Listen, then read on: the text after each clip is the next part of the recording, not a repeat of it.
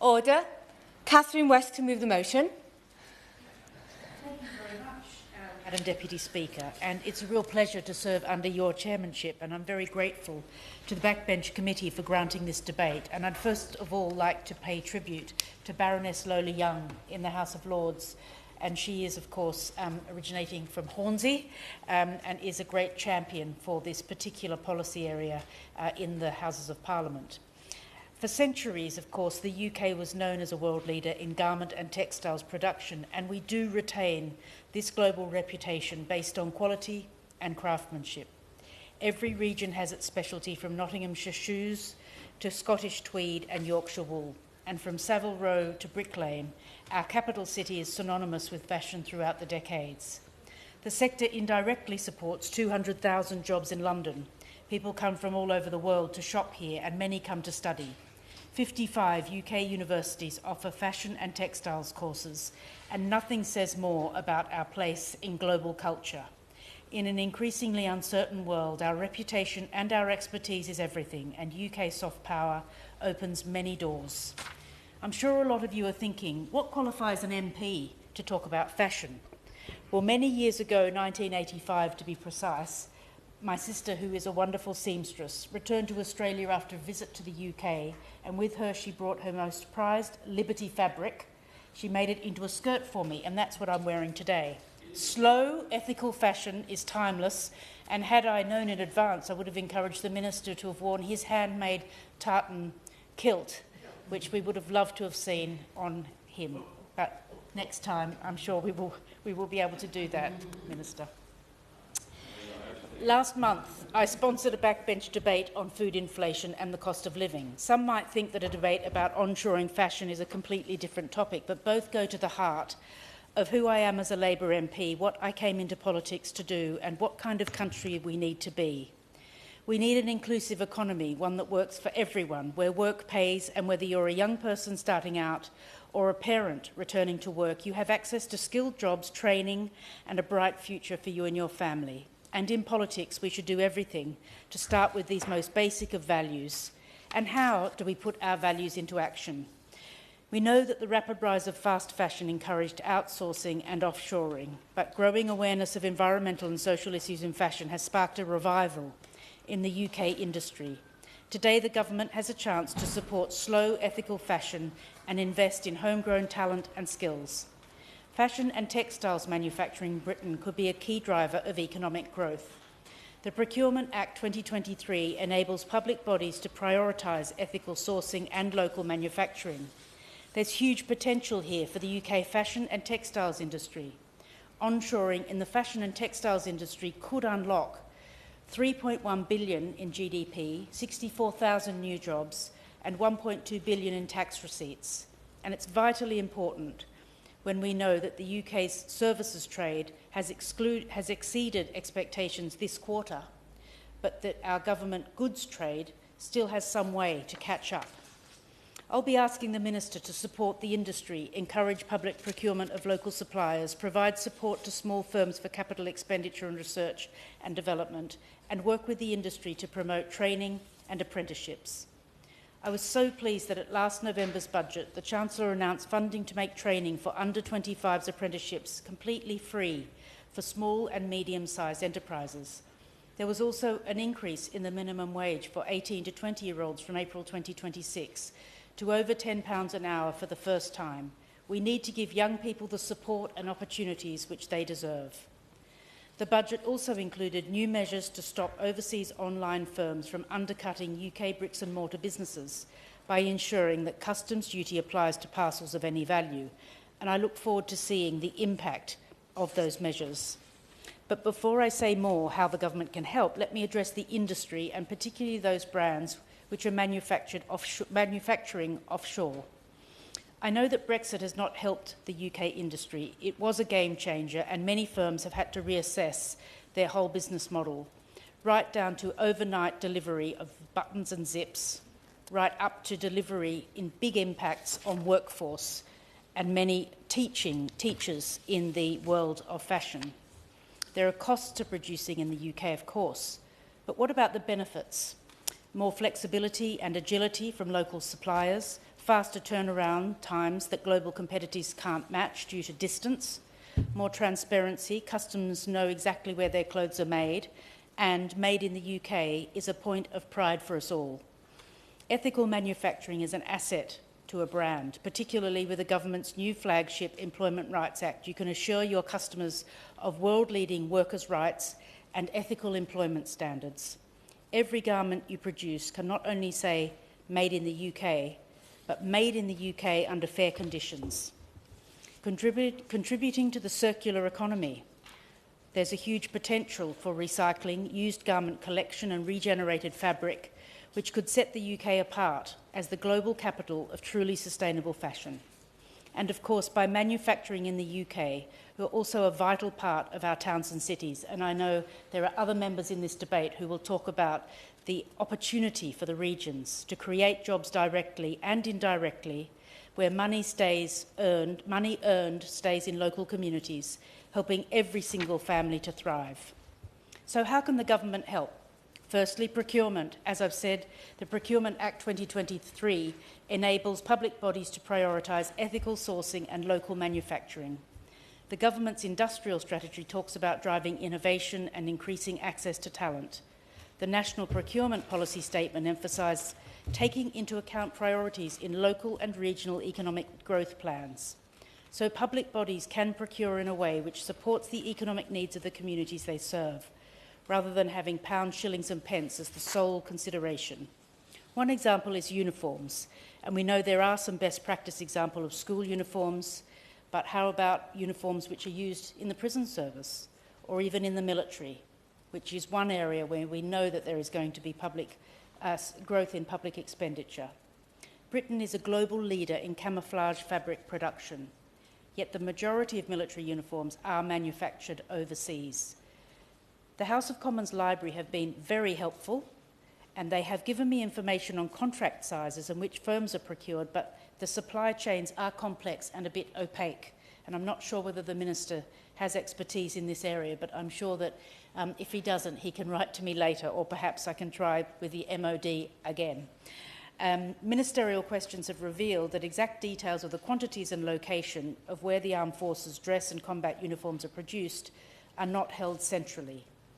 An inquiry from 2013, that is now a long time ago, revealed just 6% of UK military uniforms were made in the UK. Madam Deputy Speaker, we see quite a lot of flag waving in politics at the moment, but isn't true patriotism about making sure our young people have a secure future with opportunities for skilled jobs? How else can the government assist? We can also look at business practices and how they affect small firms. It's possible for clothing manufacturers to survive if they do not have certainty about production, deliveries and payments. This can be about the lack of formal agreements with buyers, or that any agreements simply were not honoured. This puts manufacturers' cash flow in difficulties. Materials need to be bought, wages need to be paid. There can be an unfair transfer of risk from brand to manufacturer. Small enterprises can be mistreated by their more powerful business customers. That's why I support a fashion watchdog to protect small garment manufacturers, and I would welcome the Minister's assessment of this concept. On a similar theme, we need to ensure that there is a level playing field for UK manufacturers on ethical working practices, sustainability, transparency and compliance. We know that the Competition and Markets Authority has published guidance for fashion businesses making green claims about their garments. We need to ensure that the online giants comply with all of the regulations and are not undercutting UK enterprises with opaque information about how they source their products. Finally, Madam Deputy Speaker, technology and education. I'm pleased to welcome Professor Susan Postlethwaite from Manchester Metropolitan University, who I believe may be with us today, and her report, Reshoring UK Garment Manufacturing with Automation, makes the case for agile, small-scale, reshored garment manufacturing systems and a newly trained, highly skilled workforce. The report focuses on technology and education, the potential for new robotic and automated systems in UK fashion manufacturing, and redesigning fashion education to embrace this technology. How can the government help industry rise to the challenge and create high-quality jobs across our communities? Most of all, let's kick off the discussion with the industry and with the government working together so we can focus on what is important, making the UK the global home of sustainable fashion. Well, I'll give way on that point. Of course. Liam Connor. And the importance of sustainability and the environmental impact of offshore fashion extend into the whole life cycle of our clothes. One of the first meetings I had upon being elected was with Chris Carey's Collections, a textile recycler in my constituency of Beckenham and Penge.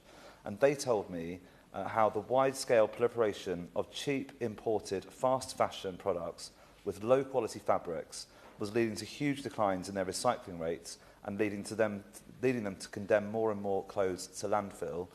Does my honourable friend agree that when evaluating onshoring feasibility, we should consider the whole life cycle of our clothes? Catherine West. Thank you very much, Madam Deputy Speaker, and my honourable friend makes an excellent point. There's so much going on in our constituencies, but with relatively little support from local or central government, and now that could be with a small amount of effort, and in that sector of sustainable fashion, we could be helping the industry to really flourish. As I said, the sustainable fashion, home of sustainable fashion, delivering high-skilled jobs, creating a truly inclusive economy which works for everyone. So finally, for the Minister, can the government promote onshoring across the industry and promote the benefits of manufacturing in the UK? Can the government turbocharge public procurement of local suppliers and increase awareness right across the public sector? That procurement's no longer just about pound, shilling and pence, but about best value for communities. And what can the government do to provide support to small firms on capital expenditure for research, development and technology? Will he work with the industry to promote training and apprenticeships? And I know that he's a great supporter of that already, helping parents who want to return to the workforce as well as youngsters. Will he assess the merits of the fashion watchdog? And finally, UK manufacturers need a level playing field. Are the regulations and guidance about sourcing and transparency up to scratch? Or is it time for a review? Thank you, Madam Deputy Speaker. Question is that this House has considered onshoring in the fashion and textiles industries, and I call Shaukat Adam. Thank you. It's wonderful to see you in this place as well.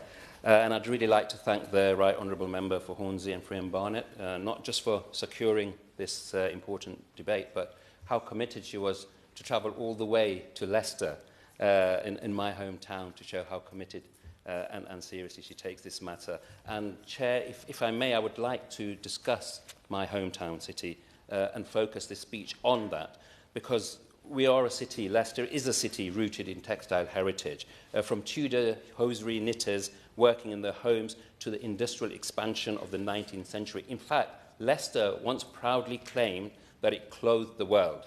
And by 1936, it was recognised as the second richest city in Europe. And in its height, had over 1,500 factories employing tens of thousands of people. And Minister, as a young boy, this is not just nostalgia. I grew up in the shadows of these factories, and I saw firsthand how they powered enterprise, they created family wealth from people who just came to this country, and fostered a culture of community entrepreneurship and philanthropy as well.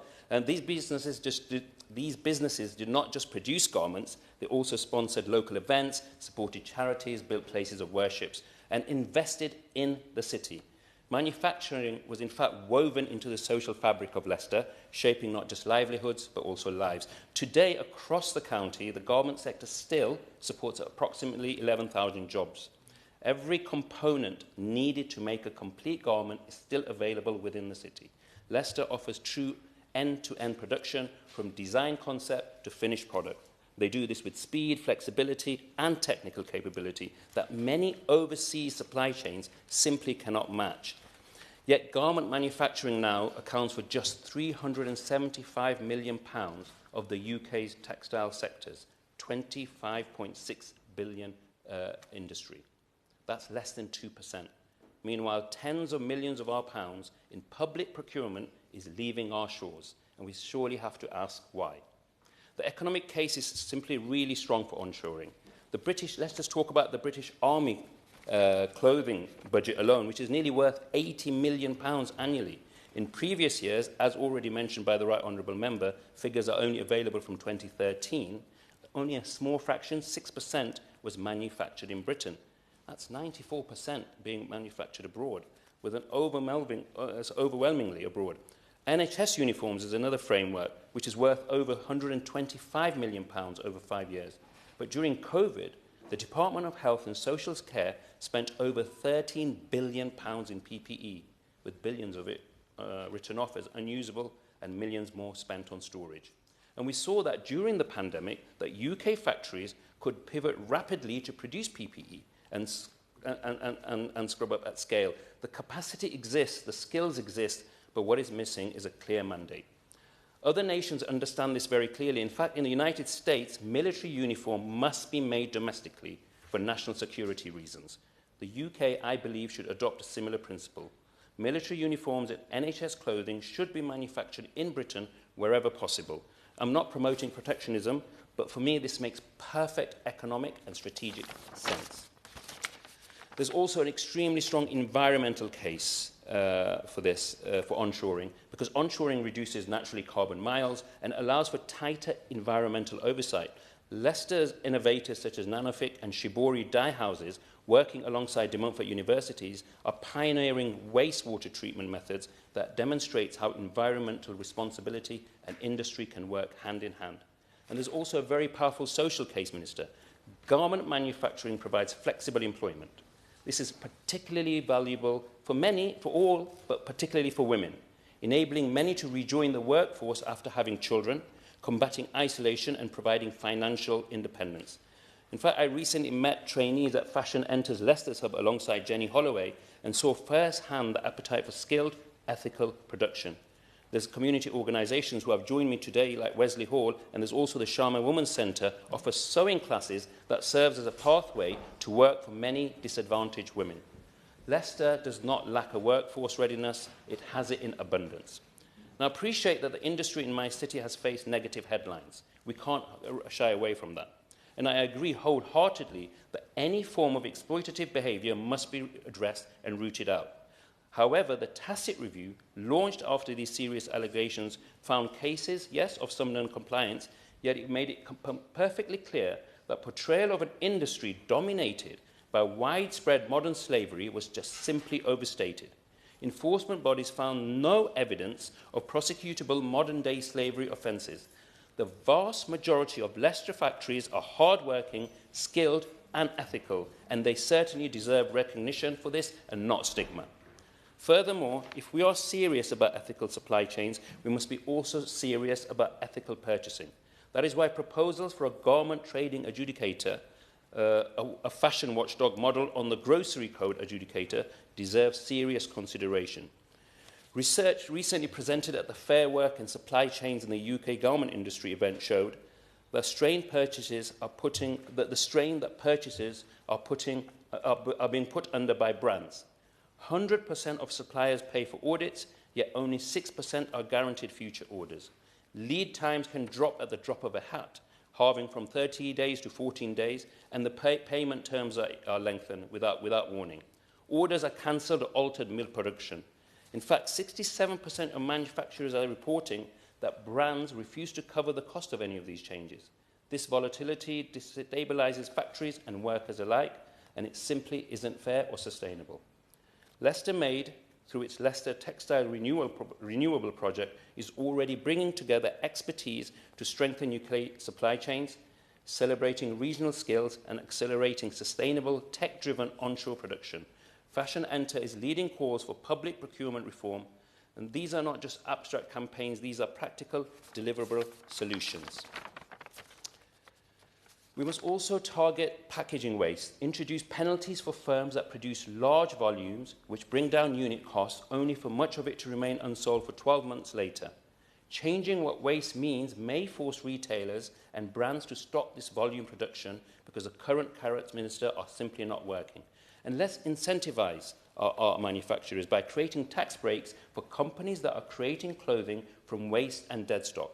The cost of dealing with fashion waste, especially through low-cost Chinese retailers like Shein, is rising exponentially. An incentive for UK manufacturers to create garments from dead stock helps tackle this issue and create a steady stream of businesses for UK companies. We need to create a uniform national body to advocate for the sector and a national director of manufacturers too. This would help join the dots to create competitive clusters. This is already happening in Sheffield and Manchester councils, which are developing local cluster productions and competitive local supply chains. And finally, we must also have awareness, Minister. We must fund a consumer awareness campaign.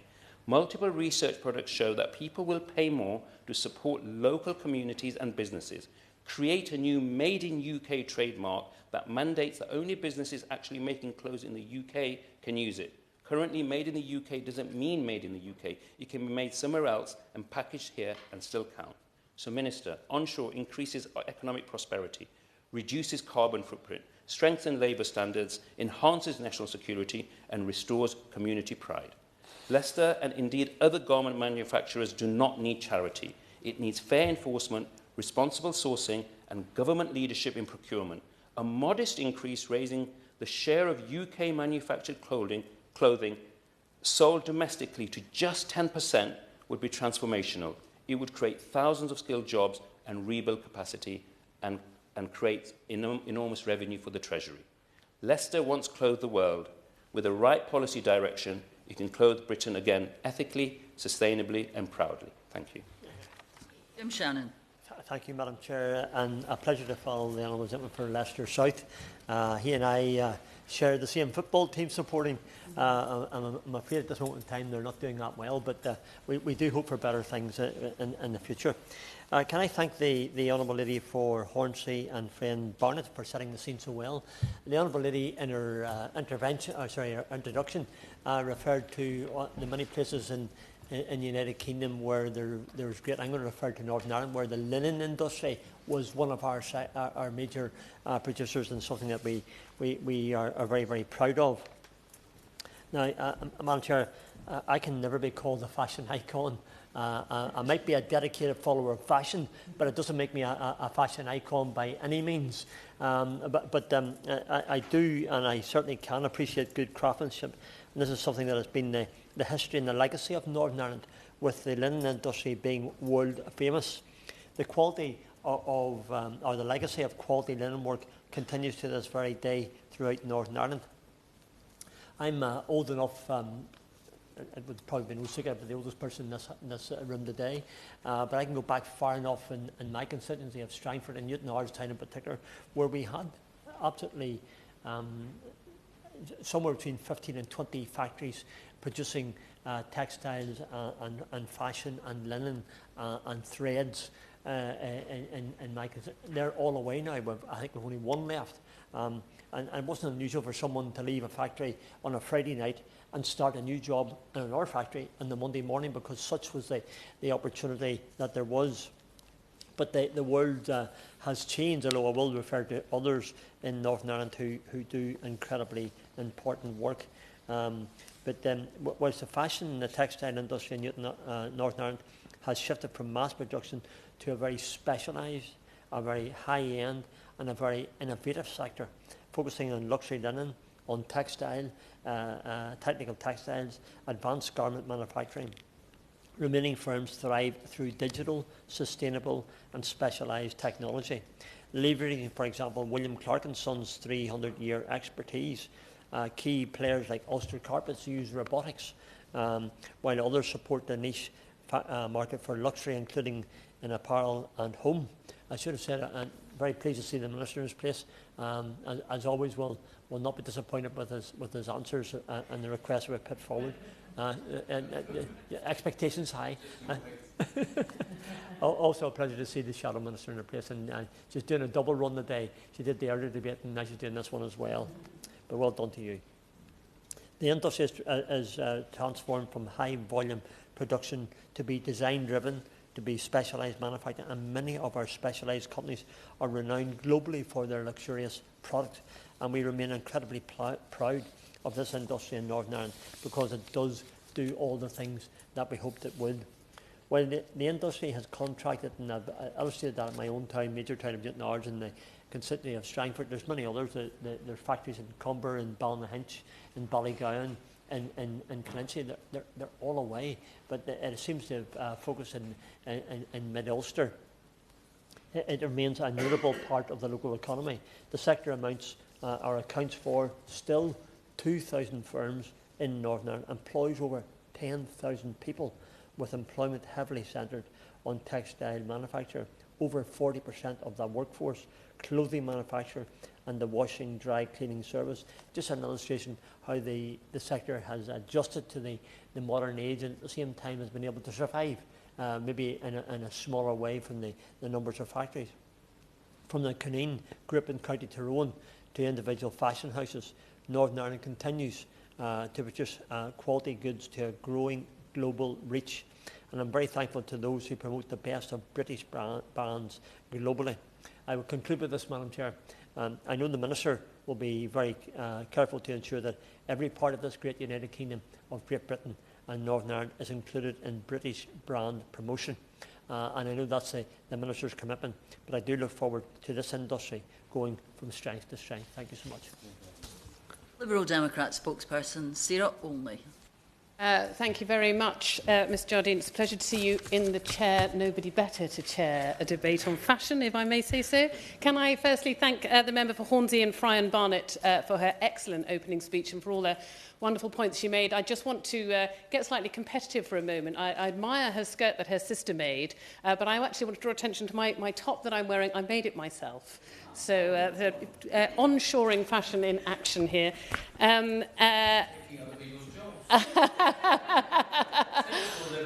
Actually, since the Minister intervenes from a sedentary position, it's a good opportunity to say that actually the hand knitting industry in this country supports many, many jobs in many rural areas right across the country, Northern Ireland, Scotland, Wales.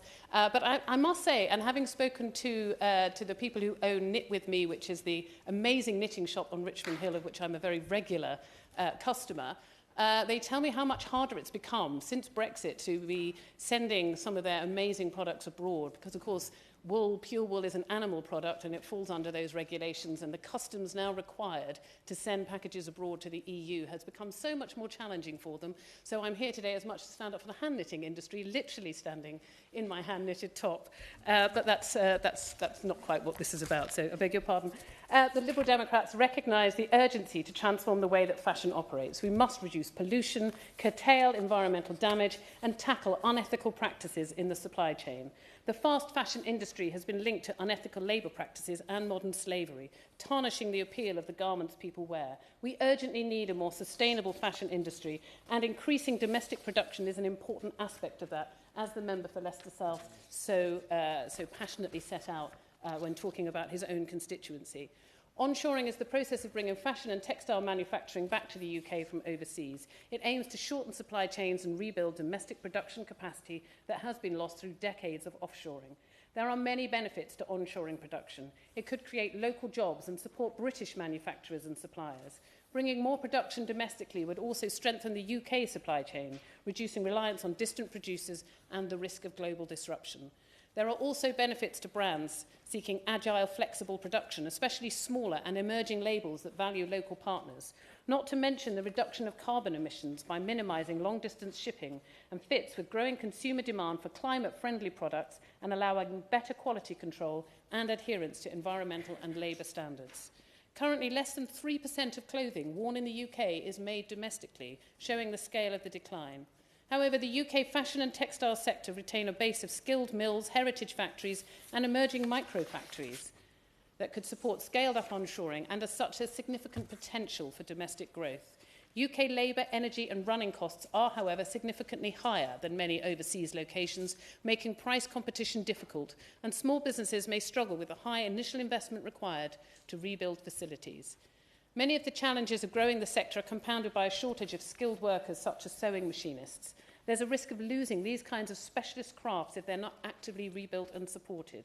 More broadly, access to training, hiring and retaining a skilled workforce are issues which affect businesses of all kinds across the country.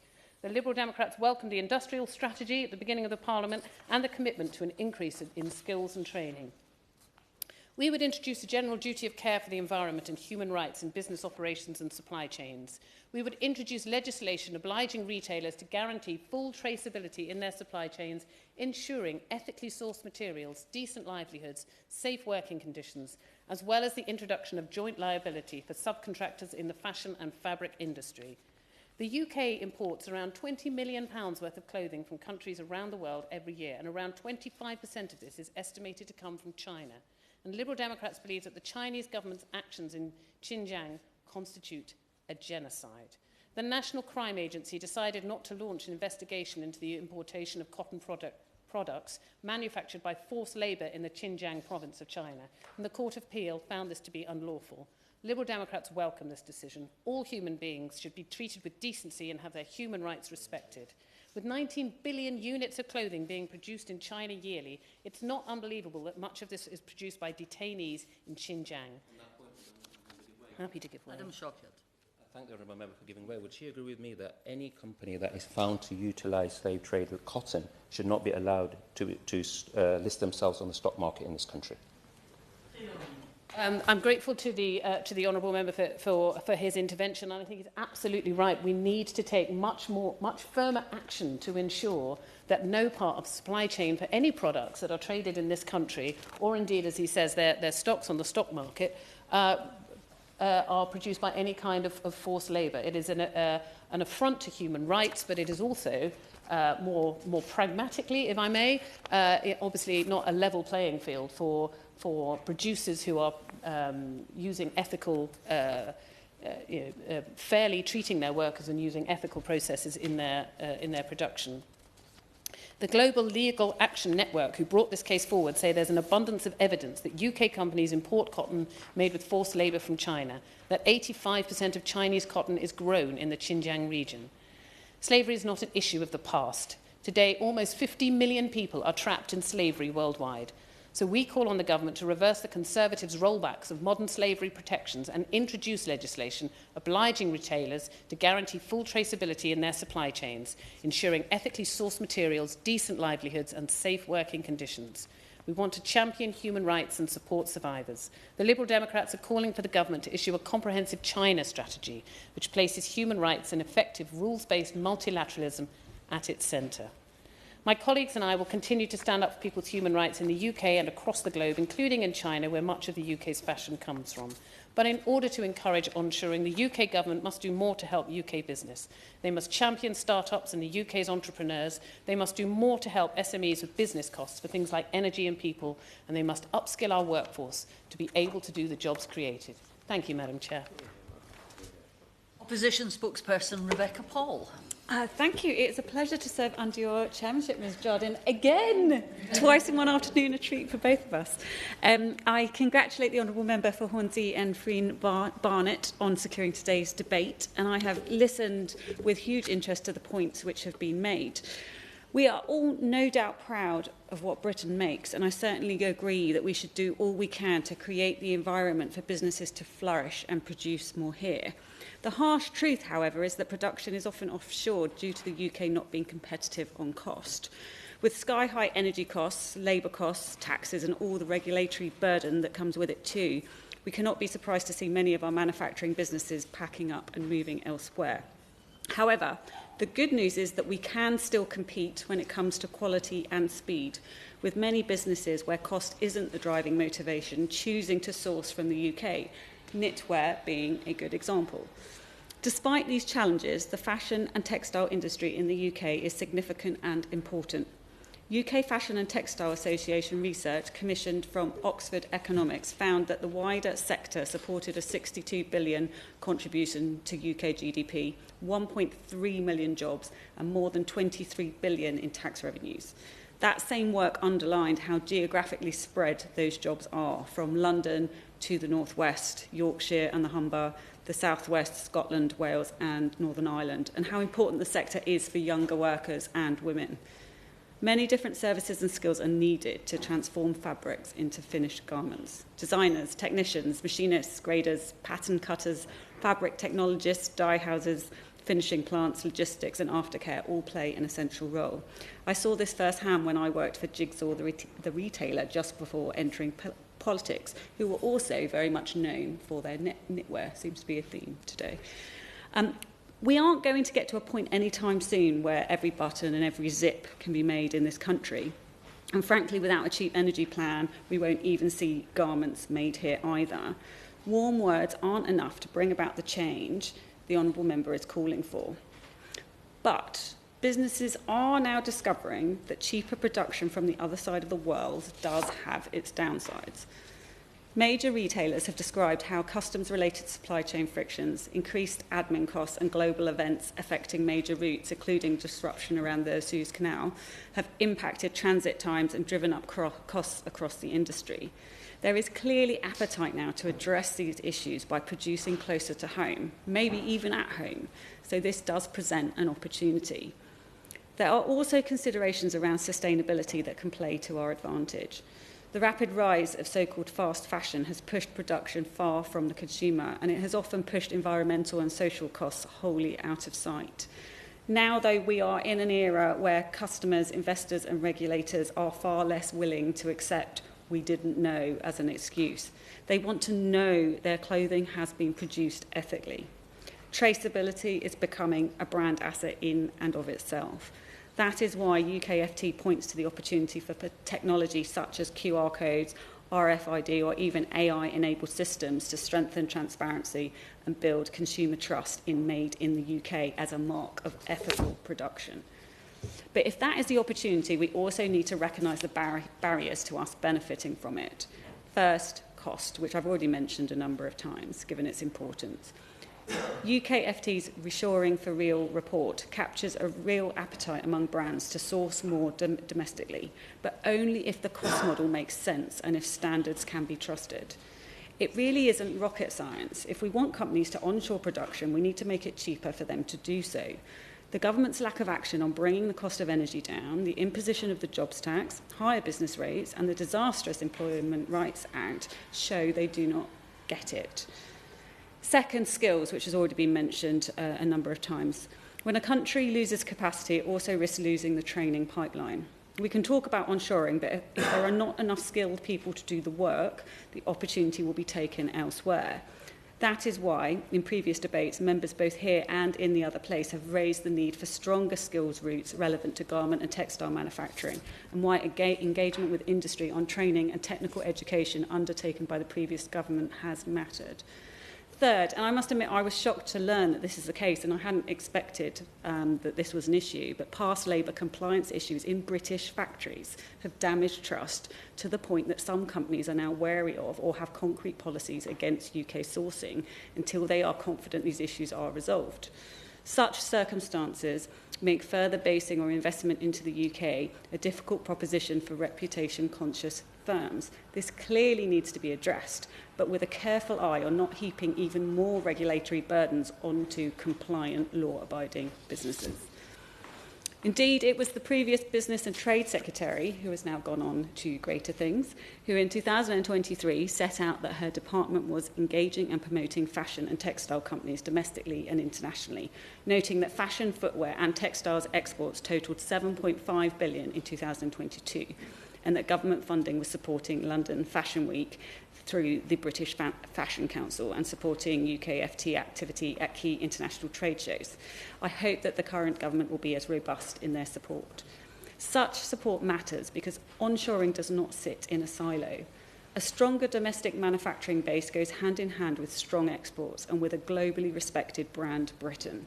If you have a solid local supply chain, you attract design talent. If you attract design talent, you build brands. If you build brands, you export. If you export, you grow.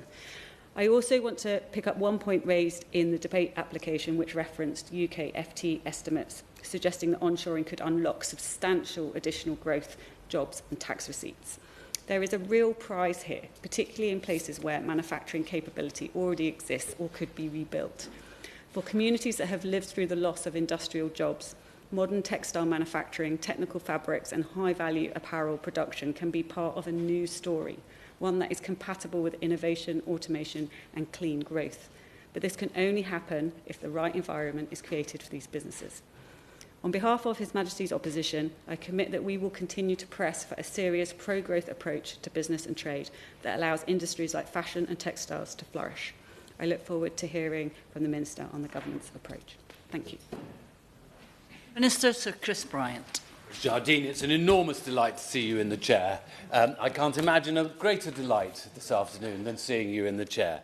I want to warmly commend my honourable friend from Hornsey and Fran Barnett on bringing this debate and the passion with which I know she's approached this issue, not just today, but over many, many months and throughout her time as an MP. It's one of the things that I know that she's talked about. And since Burberry used to be based in my constituency and then left my constituency, I feel quite strongly about some of the issues that relate to this.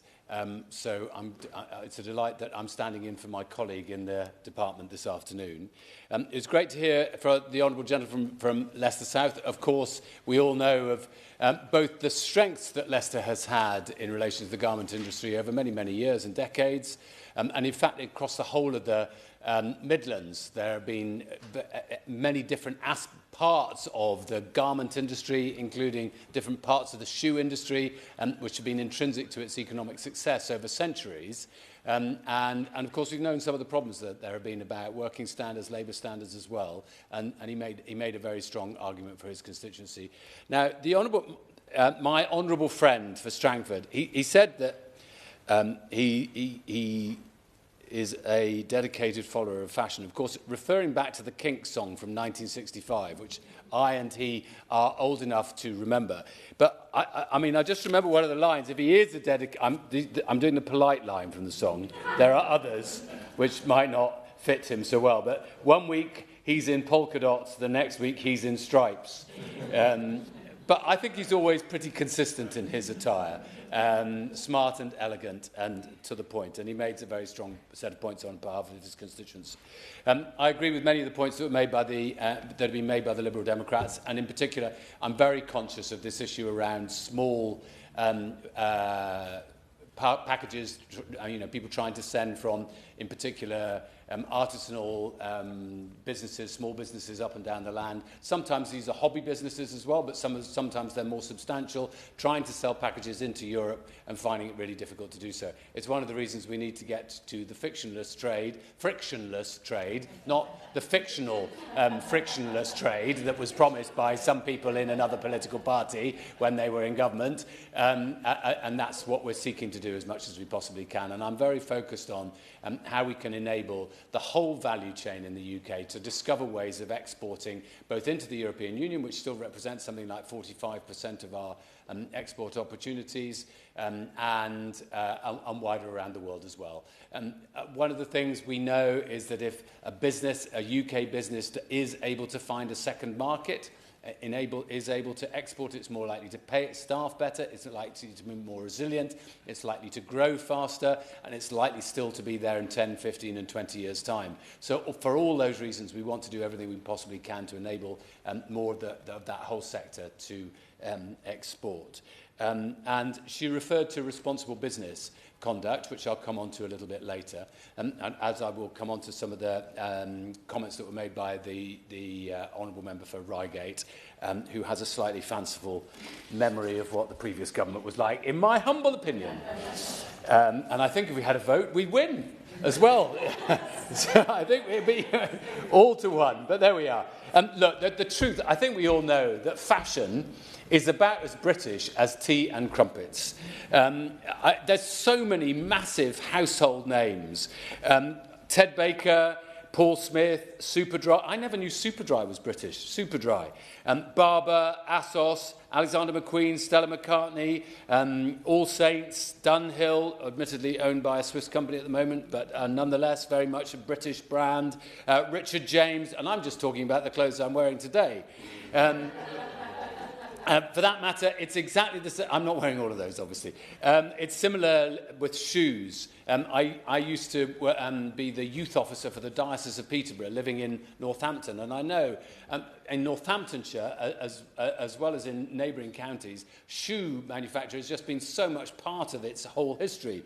So whether it's Doc Martens, June, I never know how you say whether it's Cheney or Cheney, Trickers, Joseph Azaguri, Yull, Churches, Clarks, Grenson, Loke, John Lobb, Crockett and Jones, Geoffrey West. I mean, these boots were made for walking.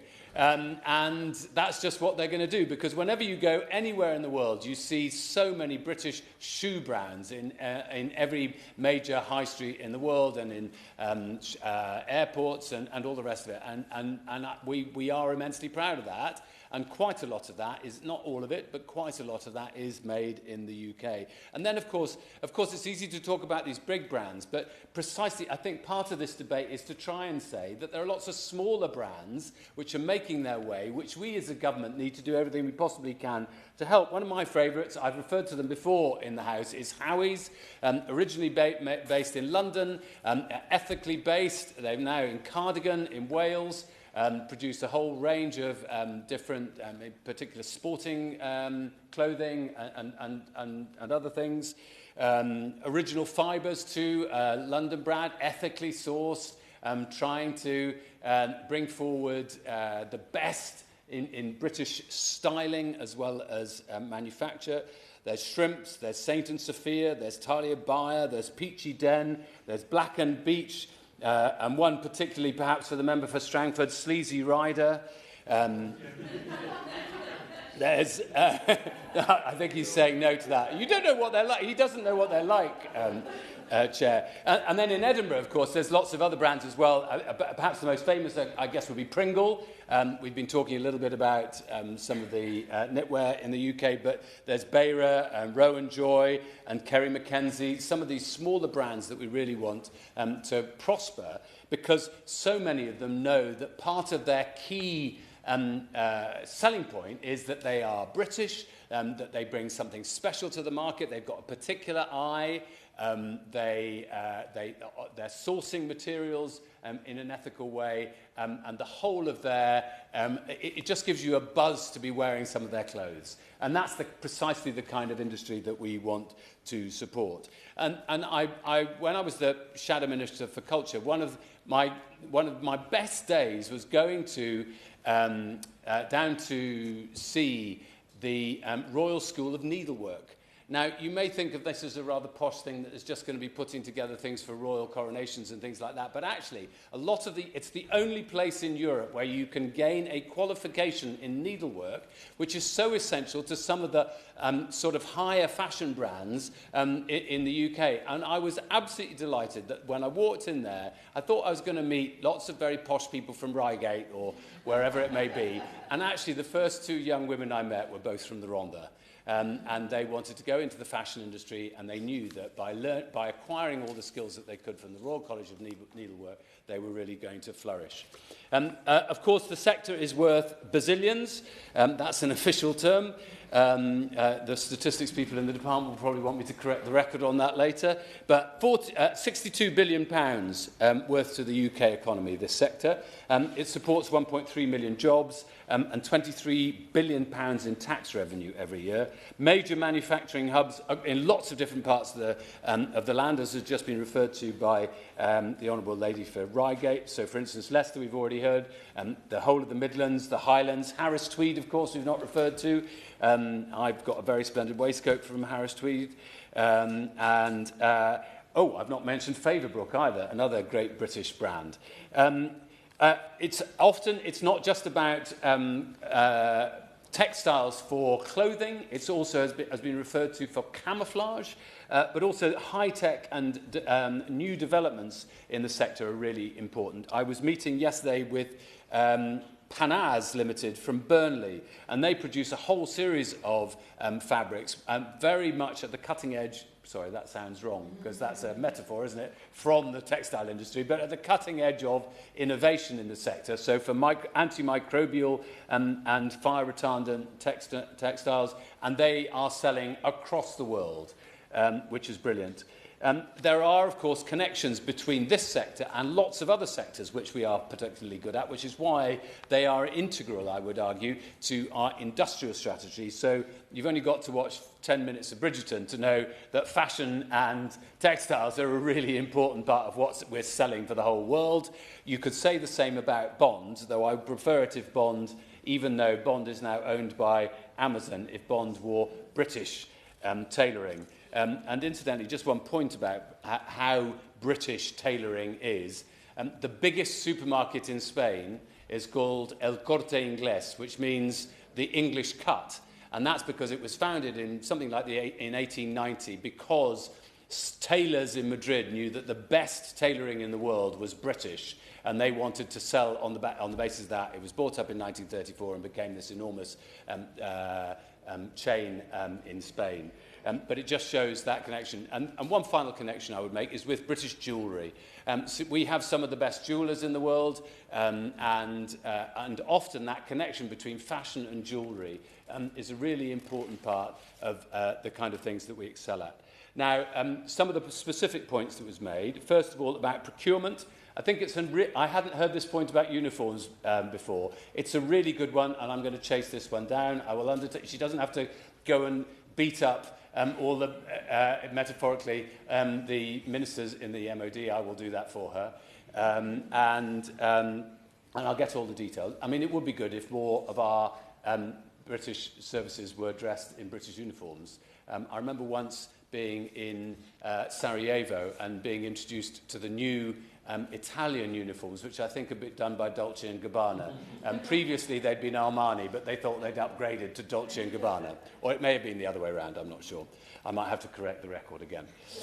But she makes a point about the Procurement Act 2023. This does enable, of course, public bodies. It gives them greater ability to prioritise ethical and local sourcing. And you would think that that would apply to the whole of government rather than just parts of government. So let's see if we can make that happen. She asked about government investment. Of course, we have set aside £4.3 billion to support manufacturers over the next 5 years, and up to £2.8 billion of that is for research and development. And there is, I would argue that quite often the creative industries, such as fashion, are hesitant about seeking research and development money because they sort of think that there's nothing new under the skies, and therefore they wouldn't qualify as research and development. But you've only got to watch Kinky Boots to know research and development is just as essential in fashion as it is in any other sector as well.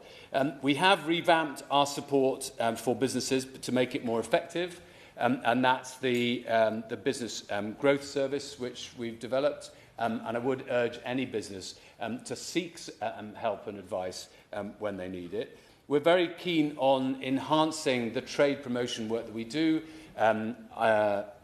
London Fashion Week is coming up, the spring version, which unfortunately at the moment is just for women. I would like us to get back to male and female in spring, though the economics of that don't necessarily add up at the moment.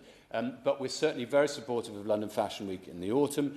In particular, I think members may know, but of all the big fashion weeks around the world, the UK has the kind of goes for the kind of edgier part of the market, and I think that is precisely where we should be, which is why it's so important that we provide financial support for what we call New Gen, which has produced a whole suite of new designers over recent years, many of whom are now breaking into much bigger markets. And of course we continue our support through the British Fashion Council. We also produced a small business strategy last year, which is really important, not only because many of these businesses suffer from late payments. One of the things we definitely need to work on far more effectively than we have in the past. Shortness of, and then a second element of that is lack of availability for cash, whether that's for significant investment or it's for export investment. And in both of those fields, we have set aside additional financial support to make sure that that is available for small and medium-sized enterprises. And then if I just come to the issue of responsible business conduct, several honourable members have referred to the issues of forced labour, of sustainability. We've not talked about palm oil or deforestation or cotton, the production of cotton in different parts of the world and so on. Members will know that we've been engaged in a responsible business conduct review, which is very nearing completion. And I hope that we'll be able to announce what our conclusions are from that very soon. If I might just say, my aim in that is not to load businesses with more regulation, but to try and make sure that the regulation that they are subject to is truly effective. Because one of my anxieties is that sometimes we just get businesses to produce reports. So somebody's employed to produce lots and lots of reports which get bunged in the annual report, and nobody in the world reads them ever. That is, I will in one moment, and I just don't think that that is effective as trying to make, as other measures that we might be able to introduce, which would be more so. So we're trying to curtail the regulatory burden, whilst at the same time trying to make it more effective. I will give way what I was about to finish. That point, would the Minister agree with me that effective regulation in this area is not about putting burdens on business, but ensuring a level playing field so that ethical businesses and those that are committed to the welfare of their employees and sourcing good quality materials can have a level playing field to sell their products, and that they're not being undercut by people who don't observe those standards? Mr. Brown. No, I completely agree with that. But there's another point I would make, which is that, of course, as we put together our trade strategy, we always have to consider around the world whether there might be unfair subsidy, which is making it making it impossible for British businesses to be able to compete in the market, you know, dumping and other unfair trade practices around the world. That's part of one of the set of issues that I want to be able to take to the World Trade Organization to be able to consider properly. I'm just going to end, if that's all right, with a couple of thoughts. The fast fashion industry, of course, we've all loved it. I mean, shopping is a pastime for many. And for many, the availability of cheap clothing is an absolutely essential part of being able to dress themselves, because otherwise, at a time of you know, global crisis and financial difficulties for very many families, where parents might be worrying about whether they're going to be able to pay the next bill that comes through the door, you know, being able to make sure that the clothes that they buy for their kids to go to school and so on is affordable. All of that is I get all of that. But I do rejoice in my heart when I talk to younger generations of people, including my nieces, and who are as much in love with pre-loved clothes as they are with stuff that they might buy new today, with discovering something that's been around for a very long time, and not just buying something and chucking it out 2 months later.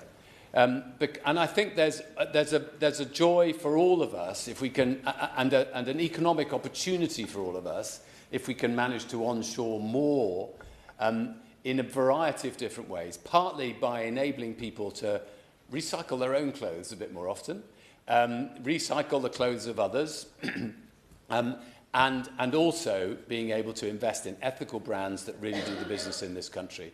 That, of course, means that we have to invest in the skills so that there are people to be able to develop these things. I think the Honourable Lady is offering to provide knitting classes for all of her constituents.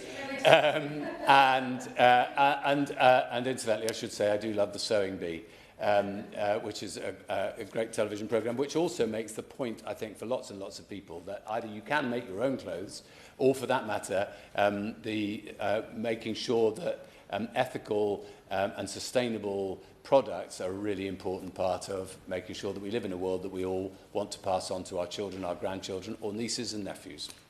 Thank you.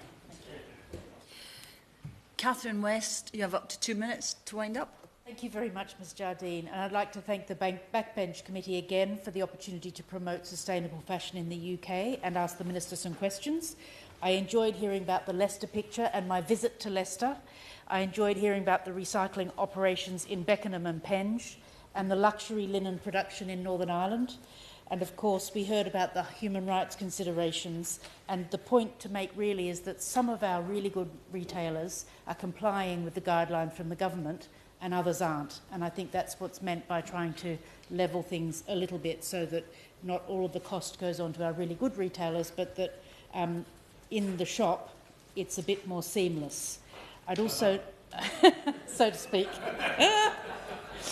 I'd also like to thank the Minister with his usual flair to talk about the importance of frictionless trade with the EU and how he's straining at every sinew to achieve that, the importance of research and development cash from funding, thanking him for his approach to the MOD on uniforms. He'll get his officials to do some digging for me on that, or prison uniforms in general, where they're necessary. And of course, the late payment strategy is so important for small business, and cash availability for trade abroad for SMEs, another vital element of the trade strategy.